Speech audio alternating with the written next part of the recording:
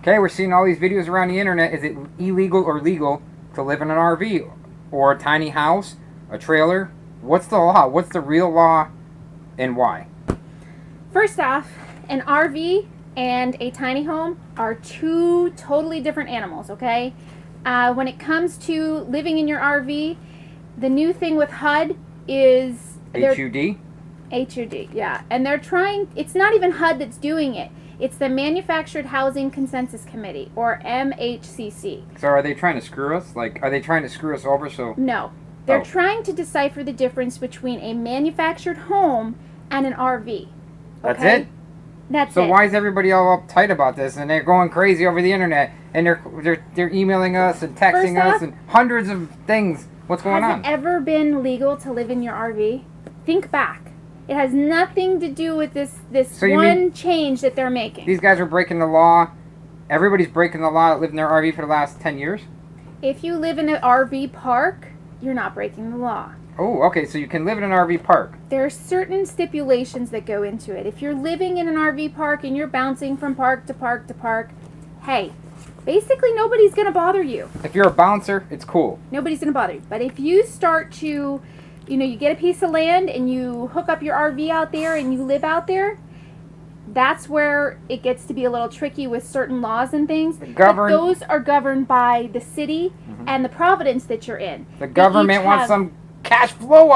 It has nothing to do with the government. Oh, it doesn't? No. Okay, it doesn't have nothing to do with the government, guys. Zero, zip, nothing? It has some to do with it, but in each city it's different. Oh, okay. Each city is different. So they got their own laws in each city. Right, and ordinances. And you have to go through those ordinances and zones and a whole bunch of paper and red tape, basically. I wish the tape was green. Yeah, me too. Listen. Honestly. Here's the deal, guys. Stop worrying. You've been doing it illegal all along. What's the difference? They're trying to... The difference between what they're trying to do right now is they're trying to... Because a mobile home and an RV home... or an RV, recreational vehicle, whatever they want to call it. They're trying to say that because they're both built on basically a trailer, because a mobile home is a trailer, right?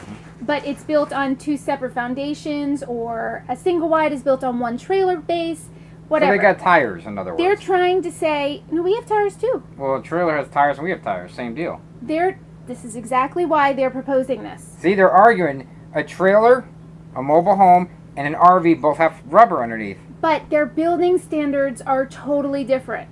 That's what the problem is. So you think a trailer, you live in a big trailer, like you can hook two double wides together, a trailer, you can actually, those are built better?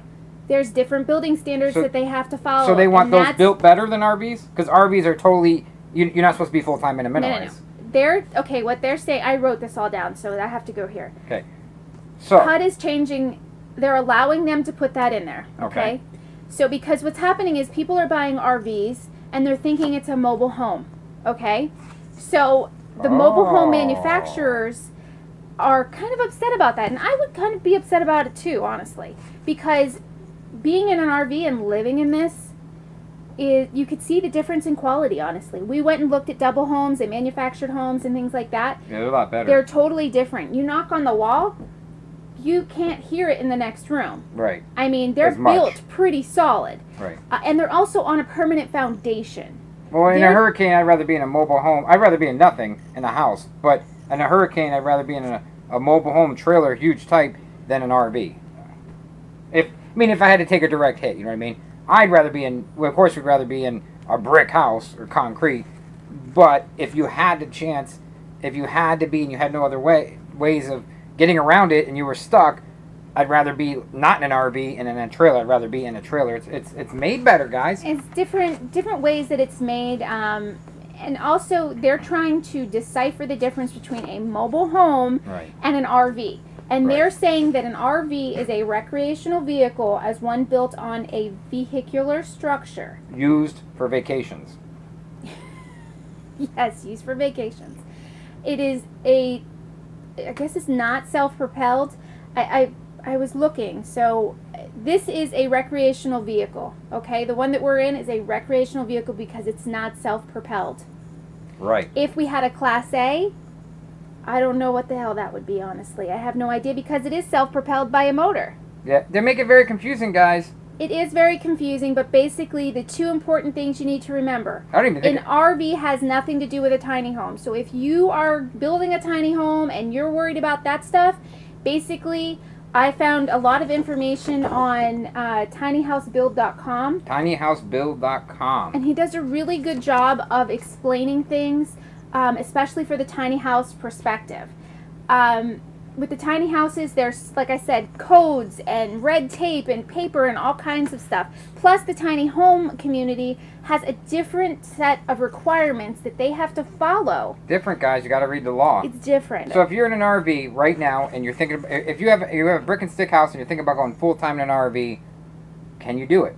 You can do it if you stay within parks. You stay within parks and you sign for a couple months and you know. And if you decide that you want to buy a piece of land, which is what we're looking to do, you have to make sure that the area that you're going into allows you to live in that while you're building your house or before you get your double wide or what have you. You must check with the city and zoning when you buy that piece of property if that's what you want. I'll tell you what, we're not attorneys.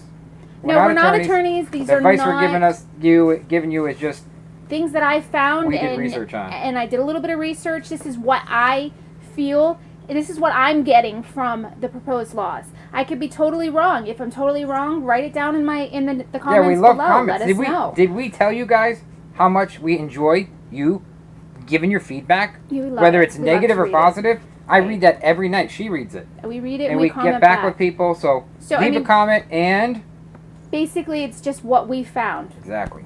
You know what to do. Like us and share us. You know you'll find us funny.